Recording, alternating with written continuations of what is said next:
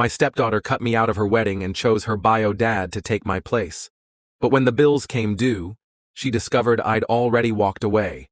Hello Reddit I plus here. I married Laura when I was 32. She was 29, a quiet but determined woman with eyes that hid years of struggles, and a smile that carried both sorrow and hope. She was a single mother then, raising a 7-year-old daughter named Lily. The first time I met Lily, she was running down the sidewalk with her shoelaces untied, chasing after a balloon that had slipped from her hand. Laura was calling after her, trying not to spill the groceries she carried. When Lily finally caught the balloon, she turned and laughed. A laugh so pure that it made the world feel lighter. Something inside me shifted at that moment. I didn't know then that they'd become my family, but I knew I wanted to be part of their story. Laura had been honest about her past from the start. Lily's biological father, Derek, was a man of half measures and broken promises. He'd vanish for months, then reappear with cheap trinkets and grand tales of what he'd do next time. He never stayed long enough to prove himself. Laura wasn't bitter, she had accepted his nature.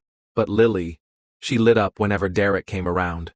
She clung to him, believed his promises, and cried when he left again. When Laura and I started dating seriously, she made one thing clear: Lily comes first.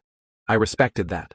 I wanted it that way too. It didn't happen overnight, but Lily and I built something real. She started by drawing me silly pictures, stick figures with Dad spelled wrong above my head. Then came the late-night fevers, where I sat with her until the medicine kicked in. Then the afternoons teaching her to ride her bike, running behind her as she wobbled forward, only to scrape her knees and demand I promise she could do it. And she did. Every milestone, I was there. She grew up calling me Dad. The first time she said it, I nearly cried. I wasn't her blood, but in every way that mattered, I was her father. Derek, meanwhile, floated in and out like a ghost. Empty words, hollow gestures, never the one to stay. When Lily went off to college, she hugged me and whispered, "I couldn't have done this without you." I believed her.